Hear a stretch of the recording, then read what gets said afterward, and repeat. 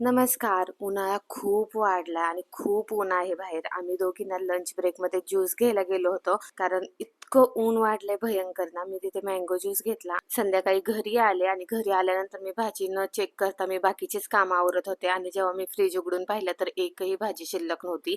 त्यात मला उद्या जॉबला पण जायचं होतं. डब्बा लागतो सकाळचा.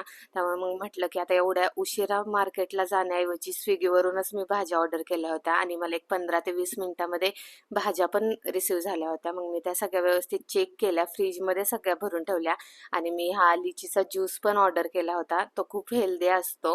लिची काही खायला भेटत नाही आपल्याला, ते सीझन वाईज खायला भेटते, पण लिचीचा ज्यूस आपण ऑर्डर करून पिऊ शकतो.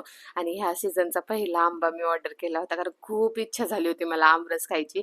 पण आमरस तर काही मी बनवला नाही, मी असेच कट करून खाल्ले.